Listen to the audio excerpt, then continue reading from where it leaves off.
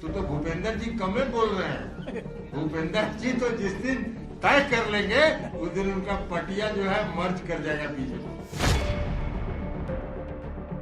BJP में RJD के merger हो जाने वाले ललन सिंह के बयान के बाद आरजेडी के आधिकारिक ट्विटर हैंडल से ये ट्वीट किया गया, जिसमें लिखा है, ये जीजा जी की नहीं समर्पित कार्यकर्ताओं की पार्टी है। अरुणाचल प्रदेश में किसकी पार्टी का किसने विलय किया।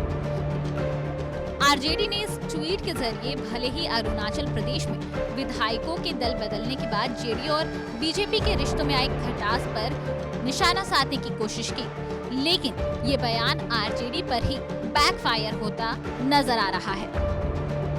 आरजेडी के इस ट्वीट की बीजेपी ने कड़ी आलोचना की और इसे महिलाओं को अपमानित करने वाला बताया है। निखिल आनंद ने पहले ट्वीट किया कि ऐश्वर्या से विवाह के बाद तेज प्रताप को जीजा बनाने का गर्व क्या राजद परिवार को इतना है कि समाज की बहनों का सम्मान भी भूल गए। पार्टी के आधिकारिक ट्विटर हैंडल से घटिया बयान जारी करते वक्त क्या समाज की बहनों बेटियों के प्रति शूद्र दरिद्र कुंठित मनोभाव प्रदर्शित नहीं किया गया, और इसके बाद वो खुद अपनी भाषा की सीमा भूलते हुए दिखे।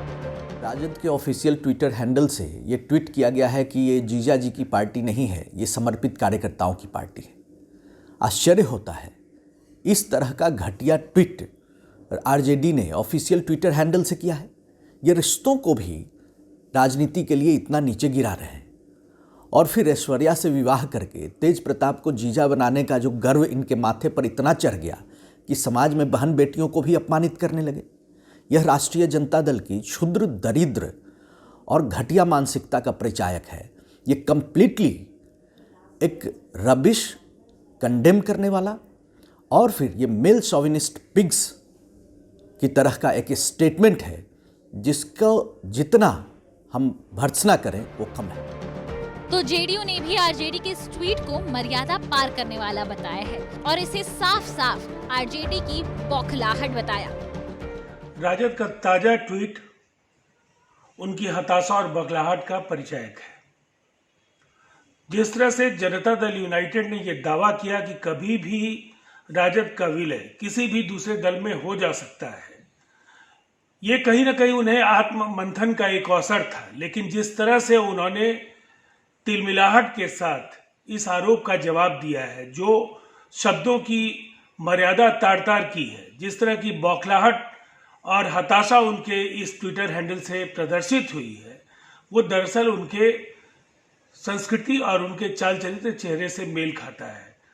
उन्हें कहीं न कहीं ऐसे अभद्र शब्दों का प्रयोग करने के बजाय पार्टी के अंदर जो घमासान है, जो नेतृत्व के प्रति बढ़ता हुआ विश्वास है, उसके तरफ ध्यान देने की जरूरत है, बजाय इसके कि वो हमारे साथ गाली गलौज की भाषा का प्रयोग करें।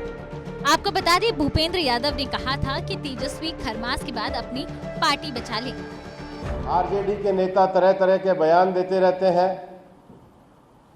मैं उनको इतना ही निवेदन करना चाहूँगा, हम तो इसलिए चुप थे कि खरमास चल रहा है, संक्रांति आ गई है, आरजेडी को बचा ले, बाकी सारी चीजें बिहार में हम ठीक करें। जिस पर जेडीयू सांसद ललन सिंह ने कहा था कि भूपेंद्र यादव जब चाहेंगे तब आरजेडी का बीजेपी में मर्जर हो जाएगा। भूपेंद्र जी कम बोल रहे हैं। भूपेंद्र जी तो जिस दिन तय कर लेंगे उस दिन उनका पटिया जो है मर्ज कर जाएगा बीजेपी में। फिलहाल बिहार में राजनीति बयानों और ट्वीट्स की वजह से काफी गर्म है और आए दिन सरकार बनाने और तोड़ने वाले बयानों से नेता एक दूसरे पर निशाना साधने से नहीं चूक रहे। ऐसे में ये कहना गलत नहीं होगा कि आने वाले दिनों में कुछ बड़ा हो सकता है। ये थी बिहार तक के लिए पटना से उत्कर्ष सिंह की रिपोर्ट।